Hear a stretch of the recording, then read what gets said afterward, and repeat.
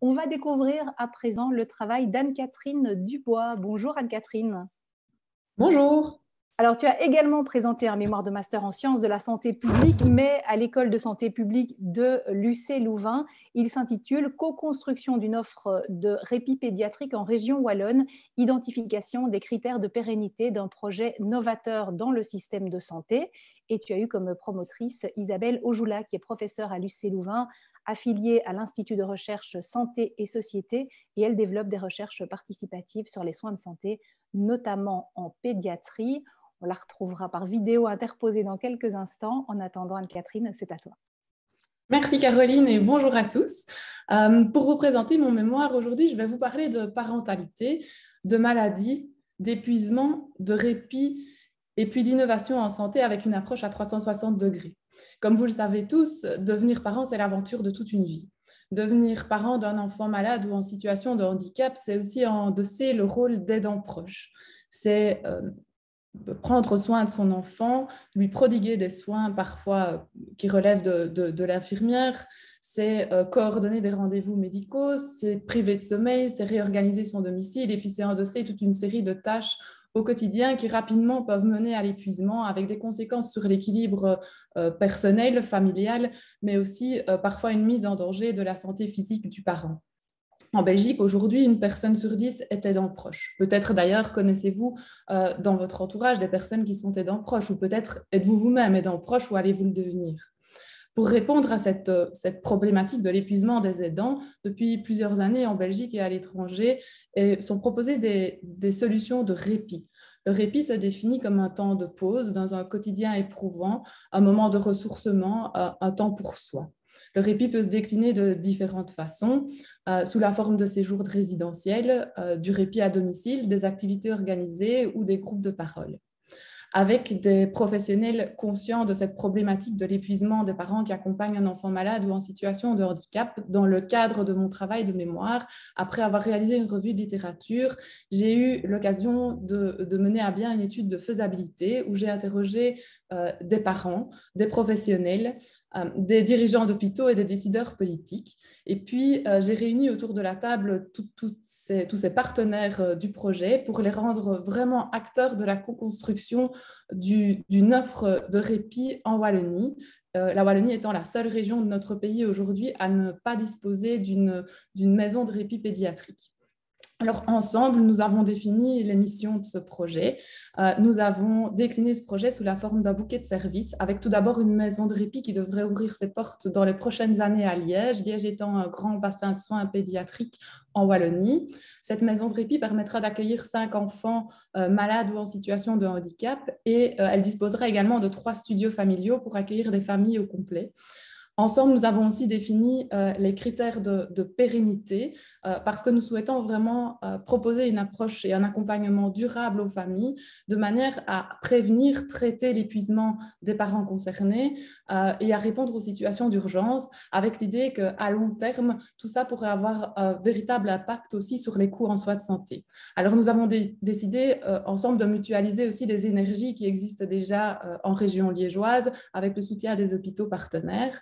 Et puis, pour compléter cette maison de répit, nous souhaitons aussi mettre en place une équipe mobile qui se rendra à domicile et qui ira à la rencontre des familles pour écouter leurs besoins et les orienter vers les ressources.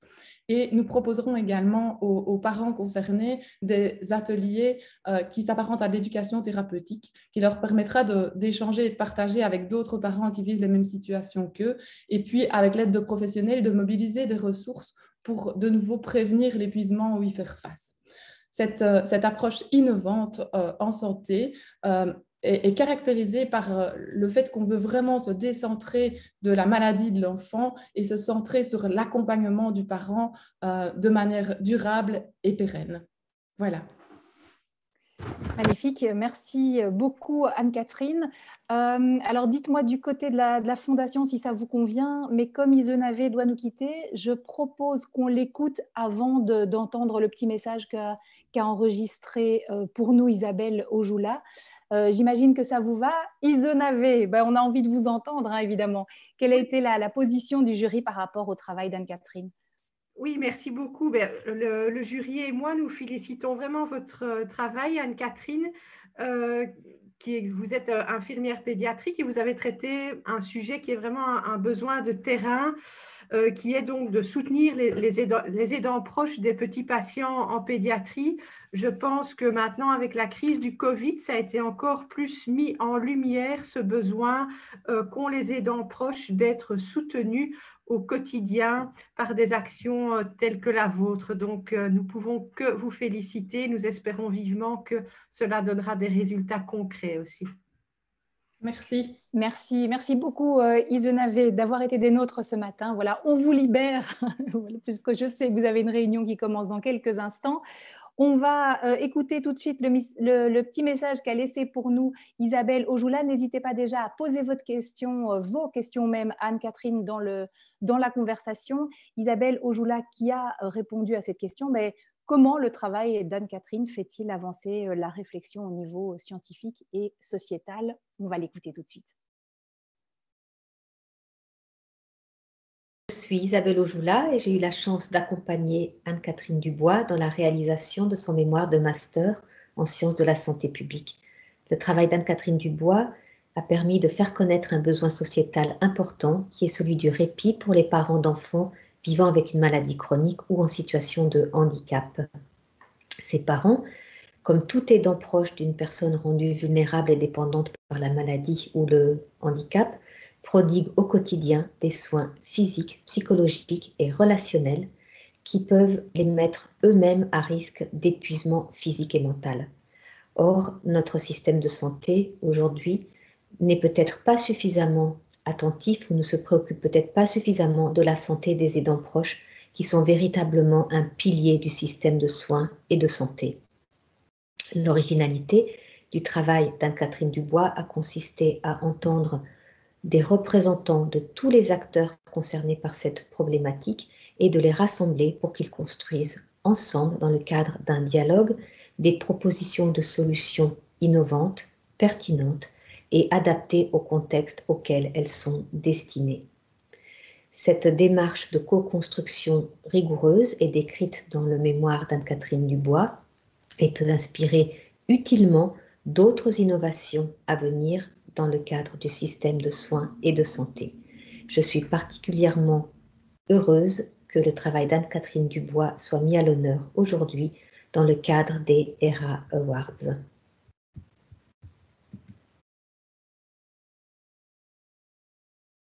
Formidable, voilà une façon d'avoir Isabelle Ojoula un petit peu parmi nous ce matin. Anne-Catherine, on va passer aux questions-réponses. Alors, on nous demande s'il ne manque pas un statut officiel du ou des parents aidants afin de pouvoir mieux les encadrer et être reconnus officiellement. Si, bien sûr, ce serait idéal d'arriver à un résultat comme celui-là. Alors, il y a des choses qui bougent malgré tout depuis déjà plusieurs années et la SBL Aidants Proches milite beaucoup pour faire reconnaître le statut d'aidant proche et pour octroyer un congé aux aidants proches qui soit un congé apparenté à celui dont peuvent bénéficier les parents qui ont un jeune enfant, le congé parental ou les congés de soins palliatifs ou pour assistance médicale. Et donc, tout ça est en route et il y a des choses vraiment qui évoluent aujourd'hui. Et c'est certain que la situation et le contexte qu'on vient de vivre ici avec le confinement ont mis encore davantage en lumière le poids auquel ces familles sont dans l'ombre et ont besoin vraiment de soutien et ont besoin qu'on repense certains aspects du système de santé pour leur permettre d'accompagner au mieux leurs enfants sans devoir mettre leur propre santé en danger. Oui, effectivement. Alors, un autre message, félicitations pour cet excellent projet. En pédiatrie, nous mesurons au quotidien la difficulté de ces parents et de ces familles qui encadrent un enfant malade. Pensez-vous que votre travail permettra de promouvoir le soutien concret par l'INAMI ou d'autres instances officielles du système de santé belge? Les ministres vont-ils vous entendre? Ben, c'est ce qu'on espère, évidemment, de tout cœur. Alors, il y a des choses qui ont bougé récemment en Wallonie et la ministre Montréal entend ce besoin et est prête à soutenir le développement de cette maison de répit. Donc, on est au balbutiement de quelque chose de beaucoup plus concret. Et donc, cette maison devrait pouvoir ouvrir ses portes dans les années qui viennent. Et puis oui, je pense que c'est vraiment une question qui est au cœur de notre société et qui relève de différents enjeux de société. Et donc, j'espère de tout cœur que les politiques pourront soutenir ce genre d'initiative et être conscients que c'est vraiment, les aides en proches sont en fait les piliers de notre système de santé et c'est ce qui fait le maintien à domicile et qui permet aussi de réduire les coûts en santé sur le plus long terme. Oui, on est bien d'accord. Alors, comment est financée cette maison de répit puisqu'il ne semble pas y avoir de subsidiation? Alors, cette maison de répit, tout ce dossier qui a été réalisé dans le décours de mon travail de mémoire avec l'étude de faisabilité et le séminaire de co-construction a été déposé sur le bureau de la ministre et à la VIC. Et donc, ce sont eux qui vont soutenir le projet d'un point de vue financier. Et c'est là qu'on est aujourd'hui au cœur de toutes ces négociations. Évidemment, on peut pas ouvrir une telle structure avec des fonds propres ou avec du fundraising. On est obligé d'avoir quelque chose de durable pour rendre le projet pérenne, parce qu'on ne peut pas proposer une solution aujourd'hui aux parents et puis dire dans 3 ans que non, il n'y a plus les budgets, on arrête. Donc, il faut vraiment garantir le long terme avant de se lancer dans l'aventure. Est-ce qu'il ne serait pas intéressant de penser à des systèmes d'accueil mixtes avec des enfants sans besoin particulier afin d'éviter une forme d'isolement de ces enfants malades et de conscientiser aussi les autres sur leur situation? Si, bien sûr, dans un monde idéal, tout ça serait parfait.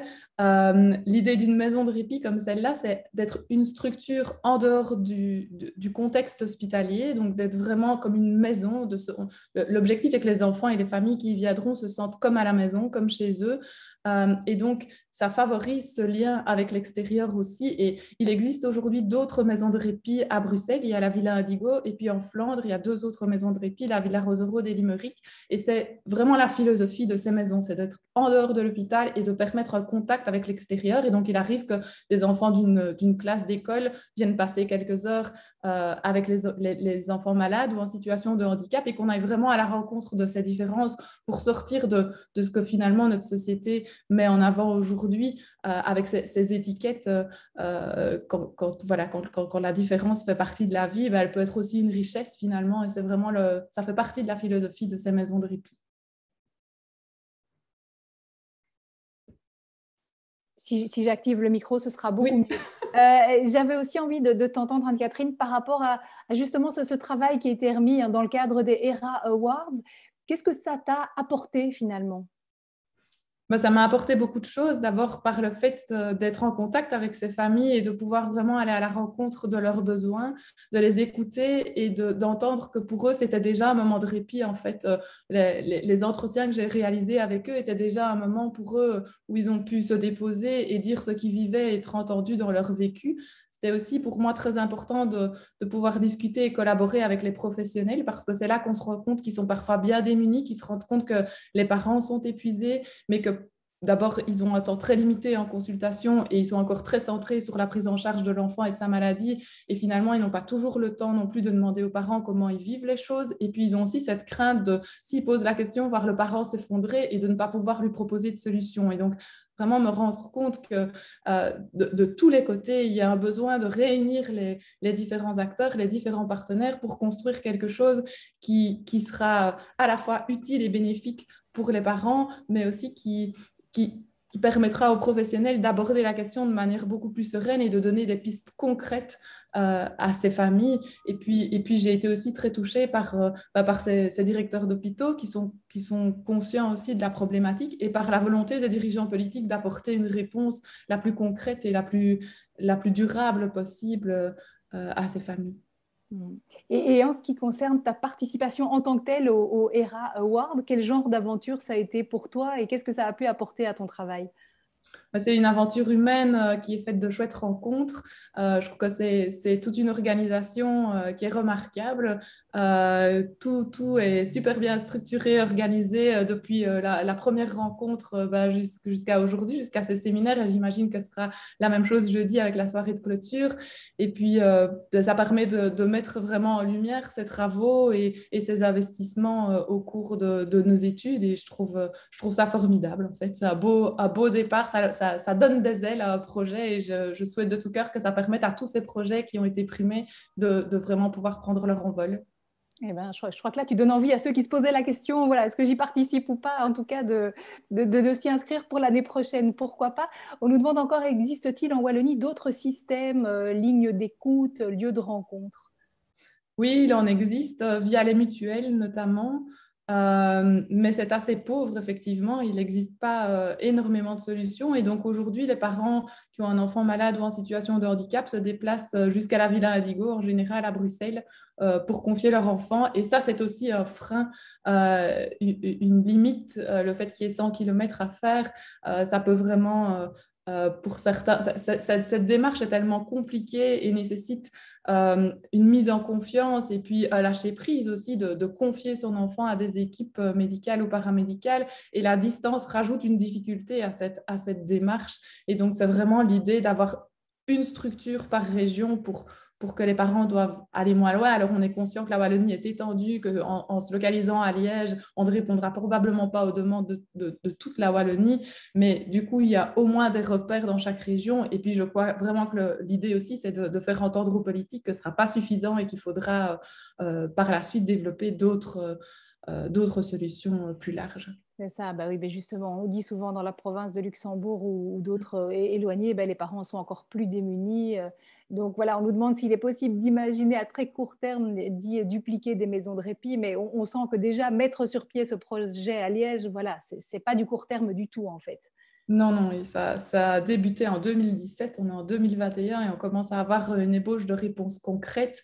Et donc, oui, ça prend beaucoup de temps, ça prend beaucoup d'énergie et puis ça demande des budgets conséquents parce que la ressource principale, c'est vraiment le personnel. Et donc, il y a des frais importants de personnel, sachant que ce sont des enfants qui sont la plupart du temps dépendants pour toutes les activités de la vie quotidienne et donc qui nécessitent l'accompagnement d'un adulte à leur côté chaque jour, 24 heures sur 24.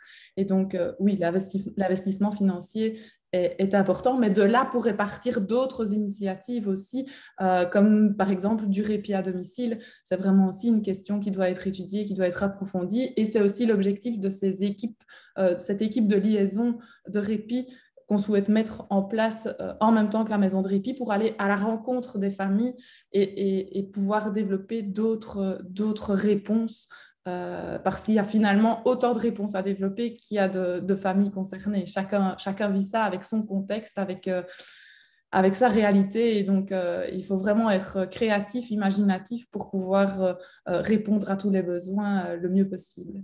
Et on sent que tu explores toutes les pistes possibles, en tout cas dans le cadre de ce travail. Merci beaucoup, Anne-Catherine.